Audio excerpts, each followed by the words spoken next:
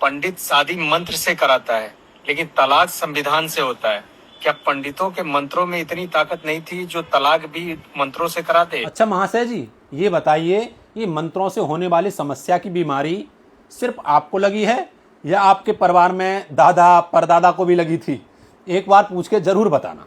चलिए, आपके प्रश्न का जवाब मैं देता हूं, लेकिन आप लोगों से निवेदन है, इस वीडियो को शेयर करके इस महान भाव तक जरूर पहुंचा देना, ताकि ये जानकारी इस महान भाव को मिल जाए। देखिए, इसके लिए आपको समझना पड़ेगा मंत्रों के बारे में।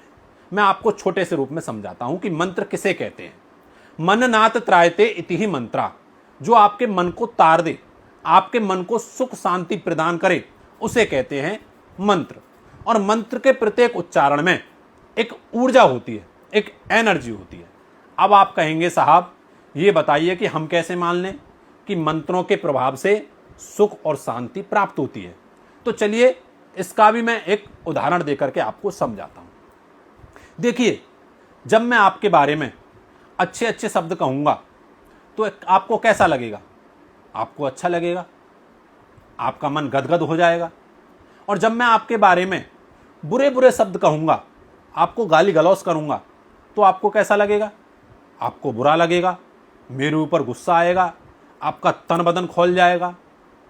जब मैं आपके बारे में अच्छा अच्छा कह रहा हूं, अच्छे अच्छे शब्द बोल रहा हूं, तो आपको अच्छा लग रहा है। जब मैं आपके बारे में बुरे बुरे शब्द बोल रहा हूं, तो आपको बुरा लग रहा है। तो ऐसा क्यों हो रहा है? ऐसा इसलिए हो रहा है कि मेरे द्वारा कहे गए शब्दों का प्रभाव आप पर पड़ रहा है। इसका अर्थ हुआ कि प्रत्येक शब्द में एक एनर्जी होती है, एक ऊर्जा होती है। उसी प्रकार से जब हम मंत्रों का उच्चारण करते हैं, तो प्रत्येक मंत्र के उच्चारण में एक एनर्जी होती है, एक ऊर्जा होती है, जो कि हमें पॉजिटिविटी देती है, और उस पॉजिटिविटी से हमें सुख शांति प्राप्त होती है। अच्छा, ये तो आपको समझ में आ गया होगा। अब आप कहेंगे कि मैंने पूछा है, उसका जवाब दीजिए।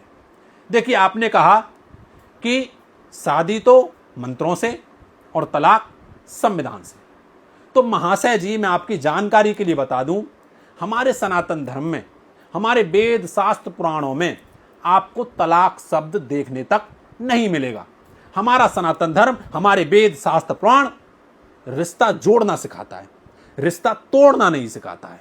लेकिन फिर भी आप कहेंगे कि बहुत सी शादियां आप कराते हैं और जिनमें से कुछ शादियां टूट जाती हैं, जबकि वो तो मंत्रों के द्वारा ही होती हैं। तो फिर कैसे टूट जाती हैं? चलिए, इसका भी मैं आपको जवाब देता हूं। देखिए, जब हम मंत्र पढ़ते हैं तो उसके भी कुछ ना कुछ नियम होते हैं। जब हमारे सनातन धर्म में किसी जोड़े की शादी कराई जाती है, तो उसमें 7 वचन लिए जाते हैं। अब जो जोड़ा उन 7 वचनों का पालन करता है, उसका अटूट रिश्ता रहता है, वह रिश्ता टूटता नहीं है। देखिए, हमारे देश में कानून है, संविधान है। अब बहुत से लोग ऐसे भी हैं जो कि कानून के नियमों का पालन नहीं करते हैं, संविधान के नियम का पालन नहीं करते हैं। तो इसका अर्थ ये थोड़ी हो जाएगा कि हमारे देश में कानून है ही नहीं, या हमारे देश में संविधान है ही नहीं। ऐसा हो जाएगा क्या? नहीं होगा ना।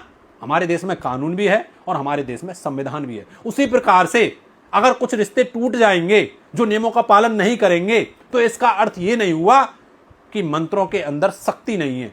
मंत्रों में बहुत शक्ति है। तो उम्मीद करता हूं आपको समझ में आ गया होगा। सभी को जय श्री कृष्णा, जय श्री राम।